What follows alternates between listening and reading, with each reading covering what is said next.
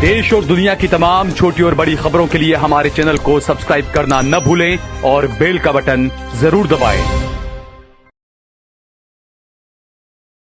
नमस्कार दोस्तों, स्वागत है आपका देश लाइव में और आपके साथ मैं हूं आशिमा त्यागी। दोस्तों, जरा एक पल के लिए कल्पना कीजिए, सोचिए, देश की नीतियां कौन बनाता है,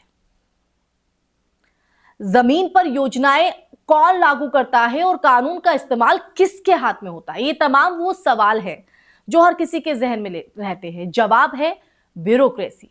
और अगर यही ब्यूरोक्रेसी सामाजिक प्रतिनिधित्व के लिहाज से असंतुलित हो तो लोकतंत्र की बुनियाद पर क्या असर पड़ता है। यही सवाल तब और तीखा हो जाता है जब राज्यसभा में रखे गए आधिकारिक आंकड़े हमारे सामने आते हैं। अब क्या है ये आंकड़ों का राज और क्या है ऐसा कि जो चौंका देता है, बताऊंगी आपको इस चर्चा के माध्यम से। चर्चा में आगे बढ़ूं उससे पहले आप लोगों से अपील, इंसाफ की आवाज को बुलंद करने के लिए और सच्ची पत्रकारिता के लिए हमारा यानी देश लाइव का सहयोग करें। साथ ही डिस्क्रिप्शन में दिए गए लिंक को ओपन कर ज्वाइन बटन दबाकर आप हमसे यानी देश लाइव से सीधा जुड़ सकते हैं। दोस्तों उन आंकड़ों पर आते हैं और चर्चा को आगे बढ़ाते हैं। सीपीएम के राज्यसभा सांसद जॉन ब्रिटिश ने केंद्र सरकार से पूछा कि आईएएस, आईपीएस और आईएफएस में कितने पद खाली हैं और उनमें ओबीसी, एससी, एसटी अधिकारियों की वास्तविक संख्या क्या है। जवाब दिया केंद्र मंत्री जितेंद्र सिंह ने। जी हां, केंद्रीय मंत्री जितेंद्र सिंह ने इस पर जवाब दिया और आंकड़े जो थे वो चौंकाने वाले थे।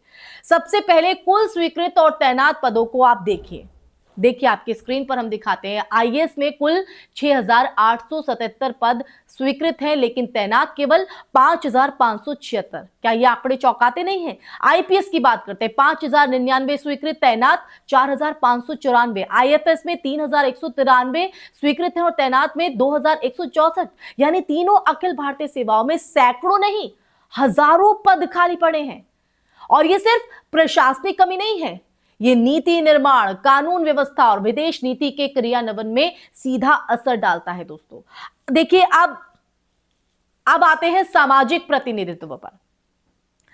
जो तैनात आईएएस अधिकारियों की अगर हम बात करें तो उन अधिकारियों में ओबीसी केवल 245 यानी 4.3%, एससी 135 यानी 2.4%, एसटी 67 यानी 1.2%। और अगर हम बात करें आईपीएस की तो आईपीएस में ओबीसी 255 यानी 5.5% ये आंकड़ा है। और एससी की बात करें तो 141 और 3%, एसटी 71% यानी 1.4%। यानी आप देखिए ये जो पद है वो किस तरह से भरे जा रहे हैं। एससी 95 यानी कि 4.3% और एसटी 48 यानी 2.2%। अगर इन प्रतिशतों को हम देखें और समेकित रूप से अगर हम इसे अंदाजा लगाएं तो लगभग 92% आईएएस, 90% आईपीएस और 82% आईएफएस अधिकारी जनरल कैटेगरी से आते हैं। अब इसे देश की जनसंख्या संरचना से मिलाकर देखिए दोस्तों। कई आयोगों और सर्वेक्षणों के मुताबिक ओबीसी आबादी करीब 50 से 55% के आसपास मानी जाती है। एससी करीब 16 से 24% यानी राज्यवार अंतर के साथ में आपको बता रही हूं, और एसटी लगभग 8 से 10%। लेकिन देश की सर्वोच्च प्रशासनिक सेवाओं में इन वर्गों की जो भागीदारी है वो कुल 10% से भी कम के स्तर पर सिमटती हुई दिखती है, खासकर आईएएस और आईपीएस में। अब देखिए यहां पर एक महत्वपूर्ण बिंदु समझना जरूरी है। आरक्षण व्यवस्था मुख्यतः भर्ती स्तर पर लागू होती है, लेकिन ये जो आंकड़े हैं वो तैनात अधिकारियों के हैं, जिनमें वरिष्ठता, प्रमोशन, कैडर प्रबंधन, पुरानी पीढ़ियों की जो संरचना है वो भी शामिल है। चूंकि लंबे समय तक ऊपरी सेवाओं में प्रतिनिधित्व सीमित रहा है, इसलिए आज भी उसका जो असर है वो कुल संख्या पर दिखता है। यानी ये केवल वर्तमान सरकार का नहीं बल्कि दशकों से चली आ रही, जी हां, दशकों से चली आ रही संरचनात्मक असमानता का परिणाम है। लेकिन सवाल यहीं खत्म नहीं होता है। जब कहा जाता है कि देश के असली मालिक, जी हां, देश के असली मालिक ब्यूरोक्रेट्स होते हैं, तो इसका जो मतलब है वो ये है कि नीति निर्माण की जो निरंतरता है और क्रियान्वयन का जो नियंत्रण है वो उन्हीं के हाथों में होता है, उन्हीं के हाथों में। मंत्री आते जाते रहते हैं, पर जो सचिवालयों की फाइलें हैं उन फाइलों पर अंतिम जो टिप्पणी है वो अक्सर एक आईएएस अधिकारी की होती है।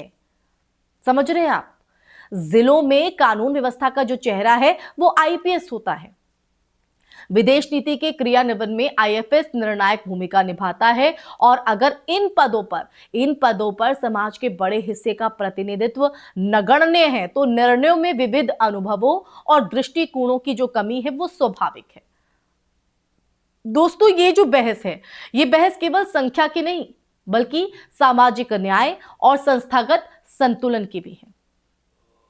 समर्थक कहते हैं कि सिविल सेवा परीक्षा पूरी तरह मेरिट आधारित है और जो सफल होता है वही अधिकारी बनता है। और आलोचकों की बात करें तो वो जवाब देते हैं कि मेरिट की परिभाषा भी सामाजिक आर्थिक अवसरों से प्रभावित होती है।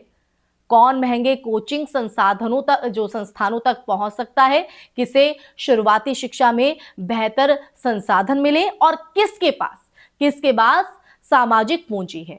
जब एक युवा अधिकारी जैसे टीना डाबी सुर्खियों में आती हैं तो वो केवल एक व्यक्ति की सफलता नहीं होती है। टीना डाबी आपने नाम सुना होगा ना। ये सिर्फ एक व्यक्ति की सफलता नहीं होती है बल्कि एक प्रतीक बन जाती है इस बात का कि वंचित समुदायों से भी लोग शीर्ष पर पहुंच सकते हैं। लेकिन आंकड़ों की बात करें तो आंकड़े ये दर्शाते हैं कि ये अभी अपवाद ज्यादा है, सामान्य स्थिति नहीं। खाली पदों का मुद्दा भी कम गंभीर नहीं है। अगर हजारों पद रिक्त हैं तो क्या भर्ती प्रक्रिया भी धीमी है? क्या कैडर रिव्यू समय पर नहीं हो रहा है?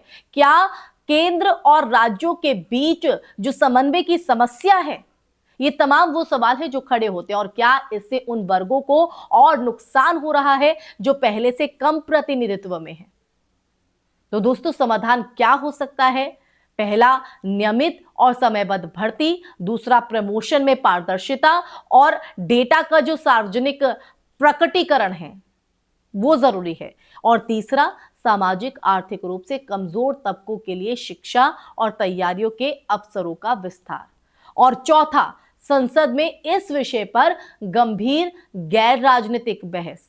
तो दोस्तों, लोकतंत्र केवल चुनाव से नहीं चलता है, वो संस्थाओं के संतुलन से चलता है। अगर ब्यूरोक्रेसी समाज की विविधता को प्रतिबिंब नहीं करती तो नीति निर्माण का जो दृष्टिकोण है वो भी सीमित हो सकता है। और ये किसी वर्ग के खिलाफ नहीं है बल्कि संस्थागत सुधार की मांग है। इसी के साथ दोस्तों, इस चर्चा को आप अगर हम अंतिम पड़ाव पर ले जाएं तो आखिरकार सवाल केवल इतना नहीं है कि कितने अधिकारी किस वर्ग से हैं। असली मुद्दा दोस्तों ये है, जो हम चर्चा कर रहे हैं वो मुद्दा ये है कि क्या भारत की सर्वोच्च सेवाएं उस भारत की सामाजिक सच्चाई को दर्शाती हैं जिसके लिए वो काम करती हैं। और जब तक इस प्रश्न का ईमानदार उत्तर और ठोस सुधार सामने नहीं आते, तब तक जो ये बहस है वो जारी रहेगी और जारी रहनी भी चाहिए, रुकनी नहीं चाहिए। क्योंकि लोकतंत्र में आंकड़े केवल संख्या नहीं होते हैं, वो न्याय की दिशा भी तय करते हैं। दोस्तों, इसी के साथ इस चर्चा में फिलहाल के लिए बस इतना ही।